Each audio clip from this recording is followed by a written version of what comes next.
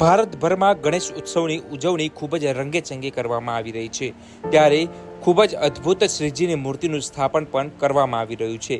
ત્યારે નવસારી જિલ્લાની વાત કરીએ તો નવસારી જિલ્લામાં આવેલ જે છાપરા રોડ પર આવેલ તુલસીવન સોસાયટીમાં સ્થાપિત ગણેશજીની યુનિક મૂર્તિની સંપૂર્ણ બનાવટ લાકડાની છાલમાંથી કરવામાં આવી છે, જે આકર્ષણનું કેન્દ્ર બન્યું છે અને ડેકોરેશન જે વડવાઈના ઉપયોગથી કરવામાં આવ્યું છે। નવસારીમાં ગણેશ ઉત્સવની ઉજવણી છેલ્લા કેટલાક વર્ષોથી ઉત્સાહ અને ઉમંગ સાથે કરવામાં આવે છે। તેની સાથે સાથે આ પર્વ પર જે બાપાની મૂર્તિઓ દ્વારા અનેક મૂલ્યવાન સંદેશો પણ મળતા હોય છે।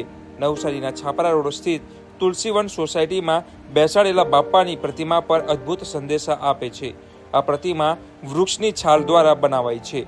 લાકડાની છાલ કાઢી તેનો ઉપયોગ કરી બાપાનો શૃંગાર કરવામાં આવ્યો છે। આ ઉપરાંત વડવાઈનો ઉપયોગ કરીને સંપૂર્ણ મંડપનું જે છે ડેકોરેશન કરવામાં આવ્યું છે। તુલસીવનમાં છેલ્લા 15 વર્ષથી ગણેશ સ્થાપન કરવામાં આવે છે। આ વખતે 16મું વર્ષ છે। પહેલેથી જ ગણેશ પ્રતિમાનો શૃંગાર અહીંના મંડળ દ્વારા જે કરવામાં આવતો હતો, તેમજ માટીની મૂર્તિ જ લવાતી હતી। છેલ્લા 4-5 વર્ષથી લાવવામાં આવતી ગણેશજીની મૂર્તિ વૃક્ષની થીમની સામ્યતા રાખતી હોય તેવી લાવવામાં આવે છે। આ વર્ષે લાકડાની છાલનો પણ ઉપયોગ કરવામાં આવ્યો છે। સાથે સાથે મળતી માહિતી મુજબ વાત કરીએ તો વર્ષ 2018માં સાઉથ ઝોનમાં આ પ્રતિમા તૃતીય ક્રમે વિજેતા બની હતી। શૃંગાર તેમજ ડેકોરેશન ઇકો ફ્રેન્ડલી છે। જ્યારે લોકો મોટી સંખ્યામાં લાકડાઓ માટે વૃક્ષને કાપી નાખે છે, ત્યારે બાપાની આ મૂર્તિ દ્વારા લોકોમાં વૃક્ષનું મહત્વ પૂજનીય છે તેવો સંદેશો પ્રસરી રહ્યો છે। મૂર્તિ તેમના શૃંગાર તેમજ તમામ ડેકોરેશન ઇકો ફ્રેન્ડલી છે અને કોઈ પણ જાતનું નુકસાન વૃક્ષ તથા અન્ય જૈવિક વસ્તુને પહોંચાડેલું નથી। ત્યારે આ રીતના જે ખૂબ જ સંદેશા સાથે જે મૂર્તિ સ્થાપન કરવામાં આવી છે, ત્યારે બંગાળી કારીગર એવા આનંદ દ્વારા આ મૂર્તિ બનાવવામાં આવી છે। મારું નામ દેસાઈ સની છે।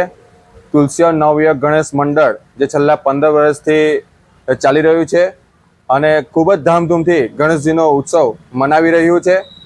દર વર્ષની જેમ આ વર્ષે પણ માટીની મૂર્તિની સ્થાપના કરી છે।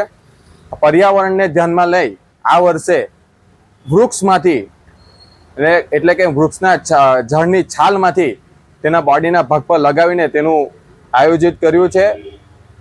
પર્યાવરણને નુકસાન ન થાય તેનું પણ અમે ધ્યાન રાખ્યું છે। તે માટે અમે આ વર્ષે વૃક્ષના છાલમાંથી બોડીનો ભાગ જે છે તે લગાવ્યો છે, જેથી કરીને અમે સંદેશો આપી રહ્યા છે કે સેવ બર્ડ્સ અને સેવ ટ્રીઝ